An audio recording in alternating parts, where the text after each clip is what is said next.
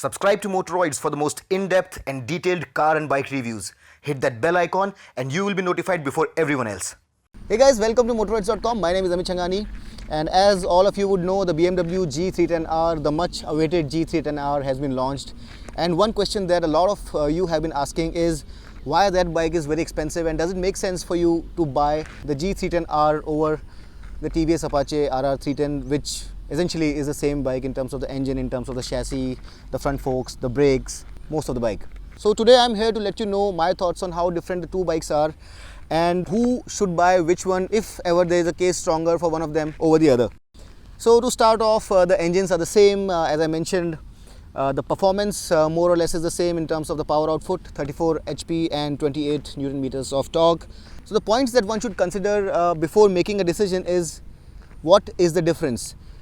Now, apart from the brand, which obviously is the biggest difference, it's a BMW and it expands to a certain full form, which is the basic reason why a lot of people buy BMW. You can probably look it up in the Urban Dictionary. However, apart from that, there are a few very important differences between the two motorcycles, and I'm going to talk about them. The first very important difference is that the gearing on the two bikes is different. This one has a 41 teeth rear sprocket, while the BMW has a 40 teeth rear sprocket. So what that essentially means is that this one has technically better acceleration and it should not ideally have a better top speed. However, such is not the case. This one has very good acceleration, and the top speed, if you really look at the specs, this one has a top speed of 160 kilometers per hour, while the BMW has been restricted to 145 kilometers per hour. Now, why is that? Maybe BMW wanted to restrict the top speed and change the gearing slightly to make it a bit more city friendly, and they wanted to make it even more refined. However, this one is perfectly usable, and I don't really think that the difference in gearing should be something that should stop you from buying this one, because this essentially offers you a very good in-city riding as well. Second major difference is that the G310R has a more upright riding position, and that can be a big difference for a lot of you because a lot of people don't like a very sporty riding position. So that is one major difference that that motorcycle has as compared to this one. And add to that a lower riding position because the seat height on that one is only 785 mm. This one is 810 mm. So if you are a short rider, if you are someone who wants to be riding a motorcycle which is a bit more upright, probably the G310R should make a lot of sense for you.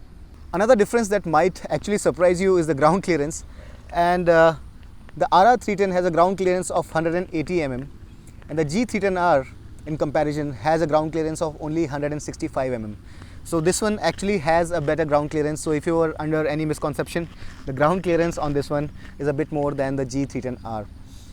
Another very important factor that a lot of people would be interested in is the weight, and the weight on this one is 11 kg more than the G310R. So this one is 169 kgs, while the wet weight of the BMW G310R is 158 kgs.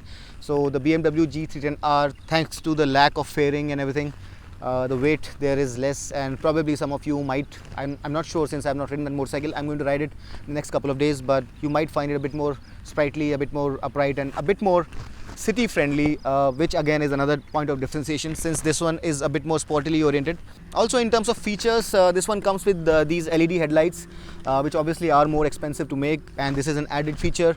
Also, if you really look at the technical aspects of the two motorcycles, the subframe on this one has been developed exclusively by TVS to make sure that this suits a more sporty kind of a riding experience, and this gives you a bit more track oriented kind of a riding experience. The ECU has also been tuned by TVS exclusively to make sure that this is more true to their racing tradition. One more thing that TVS have been talking about and is of great significance, especially when you look at the difference in the top speeds, is that this bike has been tested in the wind tunnel, and it's supposed to be very, very well streamlined, very, very aerodynamic, and that's probably one of the reasons why this one has a higher top speed as compared to the G310R. So if you really look at it in terms of acceleration, in terms of top speed, in terms of features, and as we have seen, it's pretty usable in the city. It can do a bit of touring, so there really isn't something that should stop you from buying this if you want to use it within the city or if you want to go on the highway as well. This one has got LED lights, better ground clearance. So unless you really want a naked, something that is more suited for the city from a traditional template perspective, this one also would fit the bill very well. You also get this fairing which is useful to thwart the wind blasts, and I personally believe that looks rather nice, very well built. I've used it for some time. The advantages on the G310R are its upright riding position and its lighter weight. So the G310R, does it really have a case for it? Well, the difference in pricing from an ex-showroom perspective is 85,000 rupees, which would easily translate to about 1 lakh rupees on the road. And the biggest reason why you should be going for the BMW, in my opinion, is that badge on the flanks. And as I said, it expands to something which is very important for a few people, and having that badge is something which is considered very, very premium by a lot of us. And that's obviously one of the biggest reasons why you should be going for it. In terms of what the two motorcycles can do, there is very, very little to tell. And if you're not really after the badge, or if you're not too short, or if you don't want a motorcycle which is very upright and specifically very city friendly, then I think the TVS RR310 is exactly the same bike in terms of performance, in terms of build quality, and in terms of a lot of other features. In fact, it gives you a few more features that the G310R doesn't have. So those are my thoughts on how the two motorcycles stack up against each other, since they are essentially the same bikes.